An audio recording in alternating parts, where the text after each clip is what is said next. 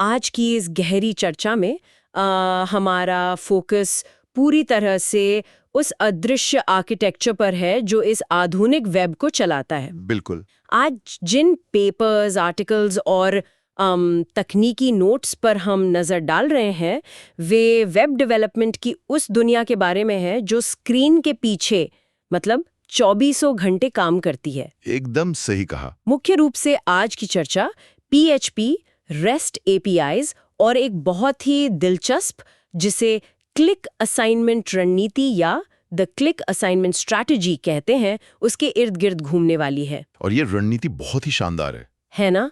तो आज का हमारा मिशन बिल्कुल स्पष्ट है। उन जटिल लगने वाले सिस्टम्स को डिकोड करना जो अलग-अलग सॉफ्टवेयर को आपस में बात करने देते हैं और ये समझना कि कैसे एपीआईज का ये जाल हमारे रोजमर्रा के डिजिटल जीवन को इतना आसान बना देता है। सही बात है। ठीक है, चलिए इसे विस्तार से समझते हैं। क्योंकि जब इंटरनेट पर कोई बटन दबाया जाता है तो सामने सिर्फ एक लोडिंग स्पिनर दिखता है, लेकिन बैकग्राउंड में डेटा का एक पूरा तूफान उठ रहा होता है। बिल्कुल। और ये विषय सिर्फ कोड लिखने वालों के लिए नहीं है, बल्कि डिजिटल दुनिया के आर्किटेक्चर को समझने की इच्छा रखने वाले हर इंसान के लिए जरूरी है। कोई भी इसे समझ सकता है। आज के समय में जब सिस्टम डिजाइन की बात होती है तो एपीआईज यानी एप्लीकेशन प्रोग्रामिंग इंटरफेसेस, इसकी समझ होना एक बुनियादी जरूरत बन गई है।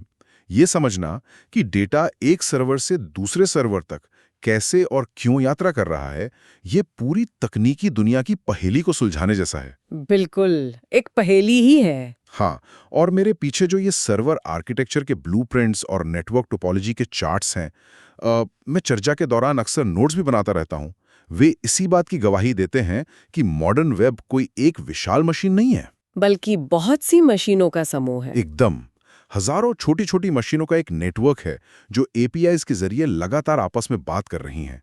और यही वो चीज है जो मुझे हमेशा इन पैटर्न्स के नोट्स बनाने के लिए प्रेरित करती है। और इसी नेटवर्क की सबसे दिलचस्प कड़ी है वो अवधारणा जिसे हमारे स्रोतों में क्लिक असाइनमेंट रणनीति कहा गया है। अगर इसके मूल विचार को देखा जाए तो असाइनमेंट ऑन क्लिक का मतलब है कि यूजर के एक छोटे से एक्शन पर, जैसे कि बस एक क्लिक, हाँ, एक क्लिक पर बैकग्राउंड में कई सारे भारी भरकम काम अपने आप असाइन हो जाते हैं और पूरे भी हो जाते हैं। और यूजर को पता भी नहीं चलता। वही तो, यूजर को इस बात से कोई मतलब नहीं होता कि कौन सा डेटाबेस क्वेरी हुआ, कौन सा थर्ड पार्टी सर्वर पिंग किया गया या कौन सा ऑथेंटिकेशन टोकन जनरेट हुआ। बस एक क्लिक हुआ और काम खत्म। बिल्कुल। एपीआईज ही वो जादू हैं जो इस क्लिक असाइनमेंट को संभव बनाते हैं। वे अलग अलग सिस्टम्स के बीच इस तरह तालमेल बिठाते हैं कि बाहर से सब कुछ एकदम सरल और निर्बाध लगता है। यहाँ जो बहुत सबसे आकर्षक है वो ये है कि एपीआईज असल में एक पुल या एक यूनिवर्सल ट्रांसलेटर की तरह काम करते हैं, एक दुभाषिए की तरह। हाँ बिल्कुल। कल्पना की जा सकती है कि दो अलग अलग एप्लीकेशंस हैं, एक शायद रूबी में लिखा गया है और दूसरा जावा में, और वे दोनों एक दूसरे को नहीं समझते। डिफॉल्ट रूप से बिल्कुल नहीं। उनके डेटाबेस अलग हैं, उनका काम करने का तरीका अलग है। एपीआई वो लेयर है जो इन दोनों के बीच डेटा का आदान प्रदान मुमकिन बनाती है। और जब मॉडर्न वेब डेवलपमेंट में इस संचार की बात आती है तो सबसे ज्यादा इस्तेमाल होने वाला स्टैंडर्ड रेस्ट प्रोटोकॉल है, जिसका पूरा नाम रिप्रेजेंटेशनल स्टेट ट्रांसफर है। बिल्कुल सही। ये नाम मतलब रिप्रेजेंटेशनल स्टेट ट्रांसफर सुनने में बहुत भारी भरकम लगता है। हाँ, काफी एकेडमिक लगता है। अक्सर लोग बस रेस्ट एपीआई बोलकर आगे बढ़ जाते हैं, लेकिन अगर इसके शाब्दिक अर्थ पे ध्यान दिया जाए तो ये अपने आप में एक बहुत बड़ा अहम मोमेंट है। बिल्कुल है। इसका मतलब ये है कि जब कोई एप्लीकेशन डेटा मांगता है तो सर्वर अपना असली डेटाबेस या कोई सीधा कनेक्शन नहीं भेजता, वो बस उस डेटा की वर्तमान स्थिति यानी स्टेट का एक रिप्रेजेंटेशन भेज देता है। एक स्नैपशॉट या कॉपी कह सकते हैं। हाँ, एक स्नैपशॉट। बिल्कुल सही पकड़ा। ये एक बहुत ही बारीक लेकिन महत्वपूर्ण अंतर है और इसी से रेस्टफुल एपीआईज की सबसे बड़ी खासियत निकल कर आती है, उनका स्टेटलेस होना। स्टेटलेस यानी बिना किसी स्टेट के। हाँ, स्टेटलेसनेस का मतलब है कि सर्वर की याददाश्त शून्य होती है। जब भी कोई क्लाइंट या एप्लीकेशन सर्वर को कोई रिक्वेस्ट भेजता है तो उस रिक्वेस्ट में वो सारी जानकारी होनी चाहिए जो उस काम को पूरा करने के लिए जरूरी है। सर्वर कुछ भी याद नहीं रखता। एकदम। सर्वर पिछली किसी भी बातचीत को याद नहीं रखता। अगर देखा जाए तो ये सर्वर के लिए एक तरह से एमनीजिया या भूलने की बीमारी जैसा है। कह सकते हैं। हर बार जब कोई रिक्वेस्ट जाती है तो उसे अपनी पूरी पहचान, अपना ऑथेंटिकेशन टोकन और अपना सवाल नए सिरे से बताना पड़ता है।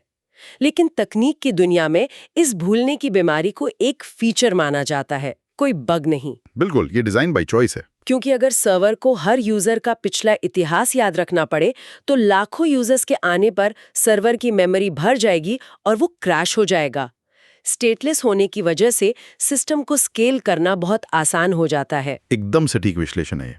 क्योंकि हर रिक्वेस्ट अपने आप में पूरी होती है, इसलिए अगर पहला सर्वर व्यस्त है तो लोड बैलेंसर उस रिक्वेस्ट को तुरंत दूसरे सर्वर पर भेज सकता है। और दूसरे सर्वर को कोई दिक्कत नहीं होगी। बिल्कुल नहीं, क्योंकि उसे पिछले इतिहास की जरूरत ही नहीं है। इसके साथ ही रेस्ट एपीआईज इंटरनेट के बुनियादी ढांचे का ही उपयोग करते हैं। जैसे कि यूआरएल्स का? हाँ, वे संसाधनों को पहचानने के लिए यूआरएल्स का इस्तेमाल करते हैं, बिल्कुल वैसे ही जैसे वेब ब्राउजर में किसी वेबसाइट का पता टाइप किया जाता है। और HTTP मेथड्स का भी। सही काम। डेटा के साथ क्या करना है ये बताने के लिए वे मानक HTTP मेथड्स का उपयोग करते हैं, जैसे डेटा मंगाने के लिए गेट, नया डेटा बनाने के लिए पोस्ट, मौजूदा डेटा को अपडेट करने के लिए पुट और हटाने के लिए डिलीट। यहाँ बात सच में बहुत दिलचस्प हो जाती है, क्योंकि जब हम रेस्ट एपीआईज के साथ काम करने और इन HTTP मेथड्स को हैंडल करने की बात करते हैं तो सर्वर साइड प्रोग्रामिंग में PHP का नाम आज भी बहुत सम्मान के साथ लिया जाता है। बिल्कुल, PHP आज भी वेब का एक बहुत बड़ा हिस्सा चला रहा है। इंटरनेट का एक बहुत बड़ा हिस्सा आज भी PHP पर ही चल रहा है और हमारे स्रोत भी इस बात की पुष्टि करते हैं कि PHP और REST APIs का एक बहुत ही शानदार तालमेल है। और इसका एक बहुत बड़ा कारण है। हाँ, इसके पीछे का एक बड़ा कारण यह है कि PHP का खुद का आर्किटेक्चर भी स्टेटलेस है। ये एक बहुत ही शानदार पॉइंट है। PHP का शेयर्ड नथिंग आर्किटेक्चर वेब की प्रकृति के साथ पूरी तरह मेल खाता है। बिल्कुल। जब कोई रिक्वेस्ट आती है तो PHP स्क्रिप्ट चालू होती है, अपना काम करती है और फिर पूरी तरह से खत्म हो जाती है। वो मेमोरी में कुछ भी बचाकर नहीं रखती। और ये चीज रेस्ट के सिद्धांतों के साथ बहुत अच्छी तरह फिट बैठती है। एकदम फिट बैठती है। अब जब PHP से किसी बाहरी REST API से बात करने की जरूरत होती है तो कई तरीके उपलब्ध होते हैं। जैसे कि फाइल गेट कंटेंट्स। हाँ, वो एक साधारण फंक्शन है जिसका इस्तेमाल किया जा सकता है, या गजल जैसी मॉडर्न और भारी भरकम थर्ड पार्टी लाइब्रेरीज भी मौजूद हैं। लेकिन हमारे स्रोत एक खास टूल पर जोर देते हैं। बिल्कुल, हमारे स्रोत जिस टूल पर सबसे ज्यादा जोर देते हैं वो है कर्ल, यानी क्लाइंट URL। हाँ, कर्ल वेब डेवलपमेंट की दुनिया का एक ऐसा लेजेंडरी टूल है जो दशकों से काम कर रहा है। अक्सर नए डेवलपर्स पूछते हैं कि जब फाइल गेट कंटेंट से एक लाइन में काम हो सकता है तो कर्ल का इस्तेमाल क्यों किया जाए। ये एक बहुत ही आम सवाल है, लेकिन जो लोग सिस्टम के आर्किटेक्चर को समझते हैं वो जानते हैं कि कर्ल सिर्फ डेटा लाने का टूल नहीं है। ये डेवलपर्स को हर एक नेटवर्क पैकेट, हर एक हेडर और पेलोड पर माइक्रो कंट्रोल देता है। पूरा नियंत्रण मिलता है इससे। हाँ, ये तय किया जा सकता है कि रिक्वेस्ट कितने सेकंड में टाइम आउट होगी, SSL सर्टिफिकेट्स को कैसे हैंडल करना है या कस्टम हेडर्स कैसे भेजने हैं। बिल्कुल, कर्ल को नेटवर्क की दुनिया का एक निपुण और भरोसेमंद डाकिया माना जा सकता है। बहुत सही एनोलॉजी है। जब PHP में कर्ल का उपयोग करके एक साधारण गेट रिक्वेस्ट यानी डेटा प्राप्त करने की रिक्वेस्ट बनाई जाती है तो प्रक्रिया बहुत तार्किक होती है। सबसे पहले एक सेशन शुरू होता है। हाँ, सबसे पहले कर्ल इनिट का उपयोग करके एक सेशन शुरू किया जाता है और उसे एक URL दिया जाता है। इसके बाद एक बहुत ही जरूरी सेटिंग आती है, CRLPOTRTNAUMP। ये बहुत अहम है। जब इसे ट्रू सेट किया जाता है तो इसका मतलब होता है कि API से जो भी जवाब आए उसे सीधे ब्राउजर पे प्रिंट मत करना, बल्कि उसे एक वेरिएबल में रिटर्न करना ताकि कोड में उस डेटा के साथ आगे काम किया जा सके। ताकि उसे प्रोसेस किया जा सके। बिल्कुल।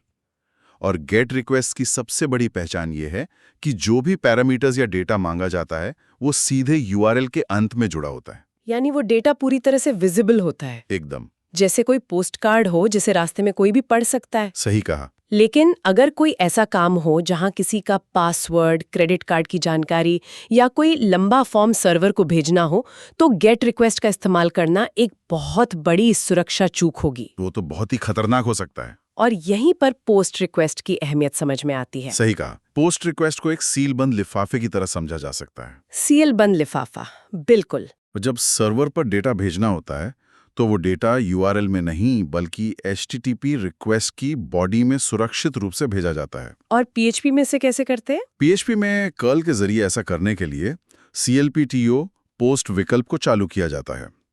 फिर जो डेटा भेजना है उसे अक्सर HTTP बिल्ड क्वेरी फंक्शन का उपयोग करके फॉर्मेट किया जाता है। ताकि वो सही फॉर्मेट में रहे। हाँ, ये फंक्शन सुनिश्चित करता है कि डेटा उस मानक URL एन्कोडेड फॉर्मेट में हो जिसे सामने वाला सर्वर आसानी से पार्स कर सके। और जब बात डेटा को एक सिस्टम से दूसरे सिस्टम तक भेजने की आती है तो उस डेटा का फॉर्मेट क्या होगा, ये सबसे बड़ा सवाल होता है। एक समय था जब इस काम के लिए XML का इस्तेमाल होता था। ओह, XML, वो काफी भारी होता था। हाँ, जो कि बहुत ही भारी और जटिल हुआ करता था। लेकिन हमारे स्रोत स्पष्ट करते हैं कि आज के दौर में APIs की निर्विवाद और सार्वभौमिक भाषा JSON बन चुकी है। जावास्क्रिप्ट ऑब्जेक्ट नोटेशन JSON ने तकनीकी दुनिया में एक बहुत बड़ी क्रांति ला दी थी। बिल्कुल ला दी थी। XML में बहुत सारे टैग्स होते थे जो डेटा के पेलोड साइज को बेवजह बढ़ा देते थे। इसके विपरीत JSON बेहद हल्का है, एकदम लाइट वेट। नेटवर्क पर यह बहुत तेजी से यात्रा करता है। इसकी संरचना की वैल्यू पेयर्स पर आधारित होती है, जो प्रोग्रामिंग की दुनिया में सबसे स्वाभाविक डेटा स्ट्रक्चर है।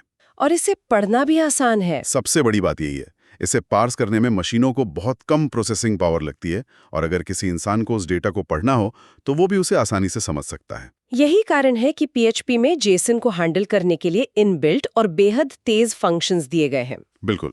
जब किसी API से JSON फॉर्मेट में डेटा आता है तो वो असल में सिर्फ टेक्स्ट की एक लंबी स्ट्रिंग होती है। PHP सीधे तौर पर उस स्ट्रिंग के अंदर का डेटा इस्तेमाल नहीं कर सकता, उसे बदलना पड़ता है। हाँ, उस टेक्स्ट को PHP की भाषा में बदलने के लिए JSON डिकोड का इस्तेमाल किया जाता है। ये फंक्शन उस JSON टेक्स्ट को लेता है और उसे एक PHP एरे या ऑब्जेक्ट में बदल देता है, जिसके बाद कोड में उस डेटा के साथ कोई भी लॉजिक लगाया जा सकता है। बिल्कुल सही। और ये एक टू वे स्ट्रीट है, दोनों तरफ से काम करता है। हाँ, जब PHP एप्लीकेशन को कोई डेटा तैयार करके किसी बाहरी API को भेजना होता है तो वो अपने एरे या ऑब्जेक्ट को JSON इनकोड फंक्शन के जरिए वापस एक साफ सुथरी JSON स्ट्रिंग में बदल देता है। ये तो उसी दुभाषीय वाली बात हो गई। एकदम। ये प्रक्रिया पूरी तरह से दो देशों के बीच एक दुभाषीय के काम करने जैसी है, जो ये सुनिश्चित करता है कि दोनों पक्ष एक दूसरे की बात बिना किसी रुकावट के समझ सकें। तो इस सब का असल मतलब क्या है? गेट, पोस्ट, कर्ल और JSON, ये सब सुनने में अच्छे लगते हैं, लेकिन असली दुनिया में इनका प्रभाव क्या है? ये एक बहुत ही प्रासंगिक सवाल है। अगर हम इस कोडिंग सिंटैक्स से बाहर निकलकर देखें तो स्रोत बताते हैं कि थर्ड पार्टी सेवाओं का एकीकरण यानी इंटीग्रेशन ही वो चीज है जिसने इंटरनेट को इतना शक्तिशाली बनाया है। बिल्कुल। आज अगर कोई नई ई-कॉमर्स वेबसाइट या ऐप लॉन्च होता है तो वो अपना खुद का ग्लोबल पेमेंट नेटवर्क नहीं बनाते, या वे खुद की मैपिंग सैटेलाइट्स नहीं छोड़ते। बिल्कुल नहीं। वे पहिए का दोबारा आविष्कार नहीं करते, वे बस APIs का इस्तेमाल करते हैं। सही बात है। अगर पेमेंट लेना है तो पेपैल या स्ट्राइप के API को इंटीग्रेट कर दिया जाता है। अगर लोकेशन दिखानी है तो गूगल मैप्स API का इस्तेमाल होता है। और लॉगिन के लिए अगर यूजर्स को लॉगिन करवाना है तो OAuth के जरिए फेसबुक या गूगल के API का उपयोग किया जाता है। ये एक ऐसा इकोसिस्टम है जहां हर कोई अपनी विशेषज्ञता साझा कर रहा है। स्रोतों में स्ट्राइप पेमेंट गेटवे का एक बहुत ही शानदार उदाहरण दिया गया है जो इस पूरे आर्किटेक्चर को एकदम स्पष्ट कर देता है। उसमें बताया गया है कि कैसे PHP का उपयोग करके एक वेबसाइट पर पेमेंट सिस्टम जोड़ा जाता है। हाँ, स्ट्राइप का वो उदाहरण बहुत सी तकनीकी बारीकियों को उजागर करता है। इसके लिए सबसे पहले कंपोजर, जो कि PHP का पैकेज मैनेजर है, उसका उपयोग करके स्ट्राइप की आधिकारिक PHP लाइब्रेरी को सिस्टम में इंस्टॉल किया जाता है। बिल्कुल। जब लाइब्रेरी इंस्टॉल हो जाती है तो सबसे पहला काम होता है API कुंजी यानी सीक्रेट की के जरिए सिस्टम को ऑथेंटिकेट करना, सुरक्षित कनेक्शन बनाना। हाँ, इसके बाद पेमेंट प्रोसेस करने के लिए एक पेमेंट इंटेंट क्रिएट किया जाता है। ये पेमेंट इंटेंट स्ट्राइप के सर्वर को बताता है कि एक नया लेन देन शुरू होने वाला है। लेकिन इस कोड के उदाहरण में एक बहुत ही सूक्ष्म और बेहद महत्वपूर्ण प्रोग्रामिंग सिद्धांत छिपा हुआ है। अमाउंट को 1099 के रूप में सेट किया गया है और करेंसी USD है। $1099। देखने में ये $1099 लग सकता है, लेकिन असल में ये 1099 सेंट्स हैं, यानी $10.99। ओहो, ये फ्लोटिंग पॉइंट मैथ का वो क्लासिक मुद्दा है जिसने न जाने कितने डेवलपर्स की नींदें उड़ाई हैं। बिल्कुल, ये बहुत आम समस्या है। जो लोग डेटाबेस या वित्तीय प्रणालियों के साथ काम करते हैं, वो जानते हैं कि कंप्यूटर दशमलव वाली संख्याओं को बाइनरी में स्टोर करते समय कभी-कभी बहुत ही अजीबोगरीब गलतियां कर देते हैं। एकदम। प्रोग्रामिंग की दुनिया में 0.1 और 0.2 को जोड़ने पर अक्सर जवाब 0.3 नहीं बल्कि 0.3000000000000004 आ जाता है।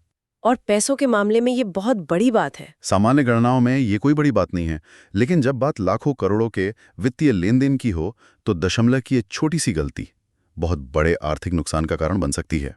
इसीलिए ये सावधानियां बरती जाती हैं। इसीलिए स्ट्राइप जैसे पेमेंट एपीआईज और दुनिया भर के बैंक्स हमेशा पैसों को सबसे छोटी इकाई जैसे सेंट्स या पैसे में इंटीजर यानी पूर्ण संख्या के रूप में मांगते हैं।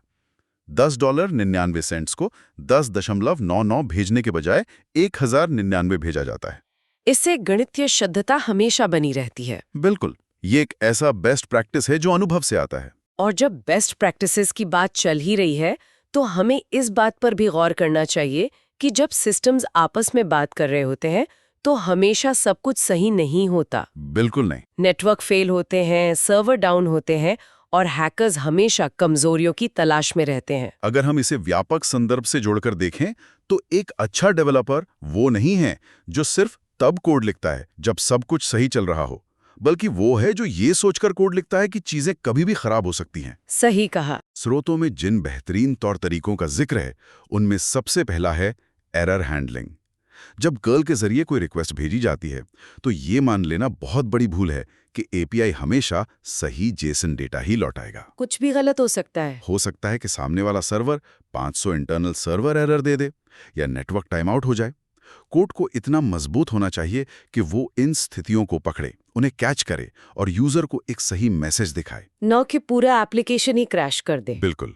दूसरा महत्वपूर्ण पहलू है रेट लिमिटिंग। कोई भी कंपनी ये नहीं चाहेगी कि कोई एक सर्वर उनके एपीआई पर एक ही सेकंड में 10,000 रिक्वेस्ट भेजकर उन्हें डीडॉस अटैक जैसा महसूस कराए। ये तो सर्वर को गिरा सकता है। इसीलिए हर एपीआई प्रदाता एक सीमा तय करता है, जैसे प्रति मिनट 60 रिक्वेस्ट।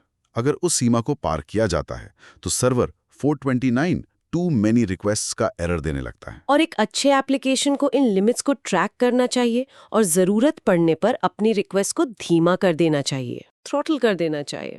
और अंततः सुरक्षा, जो इस पूरी चर्चा का सबसे गंभीर हिस्सा है, सबसे जरूरी हिस्सा।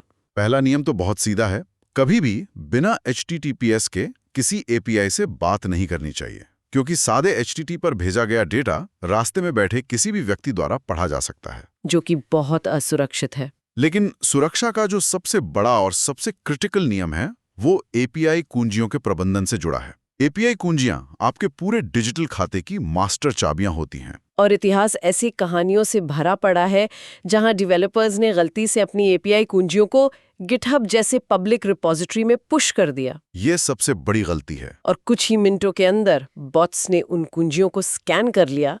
परिणाम, कुछ ही घंटों में उनके AWS या स्ट्राइप अकाउंट पर हजारों डॉलर का बिल बन गया, क्योंकि दुर्भावनापूर्ण तत्वों ने उन कुंजियों का इस्तेमाल करके भारी कंप्यूटिंग पावर का इस्तेमाल कर लिया। ये एक बहुत ही डरावनी लेकिन आम सच्चाई है। बहुत डरावनी। इसीलिए कुंजियों को हमेशा एनवायरनमेंट वेरिएबल्स यानी .env फाइल्स में रखा जाता है और उन्हें कभी भी सोर्स कोड के साथ कमिट नहीं किया जाता। ये ध्यान रखना बहुत जरूरी है। इसके अलावा एक और बहुत बड़ी गलती जो अक्सर देखी जाती है वो है क्लाइंट साइड बनाम सर्वर साइड की समझ का अभाव। हाँ, किसी प्राइवेट एपीआई की को कभी भी जावास्क्रिप्ट या HTML में नहीं डालना चाहिए, क्योंकि ब्राउजर में कोई भी व्यक्ति व्यू सोर्स या इंस्पेक्ट एलिमेंट करके उसे देख सकता है और उसका गलत इस्तेमाल कर सकता है। बाहरी एपीआई से बात करने का काम हमेशा सुरक्षित सर्वर साइड वातावरण जैसे कि हमारे PHP सर्वर से ही होना चाहिए, जहां बाहर का कोई व्यक्ति कोड को नहीं देख सकता। सही बात है। और जाहिर है इन सभी चीजों को सही तरीके से लागू करने के लिए किसी भी एपीआई के आधिकारिक डॉक्यूमेंटेशन को पढ़ना सबसे जरूरी है,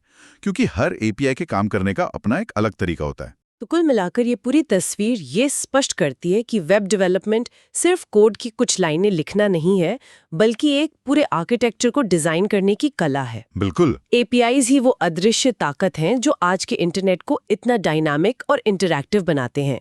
और PHP जैसी भाषाएं अपने स्टेटलेस नेचर और कर जैसे शक्तिशाली टूल्स के साथ इन APIs को इंटीग्रेट करने का एक बेहद लचीला और ठोस माध्यम प्रदान करती हैं। एकदम सही सारांश है ये। जब डेटा फॉर्मेट, सुरक्षा नियमों और आर्किटेक्चर का ये पूरा तालमेल सही तरीके से बैठता है, तब जाकर वो क्लिक असाइनमेंट रणनीति असल जिंदगी में काम करती है। एक यूजर बस एक क्लिक करता है और बैकग्राउंड में सर्वर ऑथेंटिकेट होते हैं, जेसन डेटा पार्स होता है, पेमेंट गेटवे सिक्योर लेन देन करते हैं और ये सब कुछ मिली सेकेंड्स में पूरी दक्षता के साथ संपन्न हो जाता है। इससे एक महत्वपूर्ण सवाल खड़ा होता है। कैसा सवाल? आज के इस पूरे चर्चा में ये साफ हो गया कि कैसे रेस्ट APIs, जेसन डेटा और थर्ड पार्टी इंटीग्रेशन ने पूरी दुनिया के डिजिटल सिस्टम्स को एक दूसरे के साथ गहराई से जोड़ दिया है। हाँ, सब कुछ एक दूसरे से जुड़ा है। ये एक अद्भुत इंजीनियरिंग उपलब्धि है जो क्लिक असाइनमेंट जैसी सुविधाओं को मुमकिन बनाती है।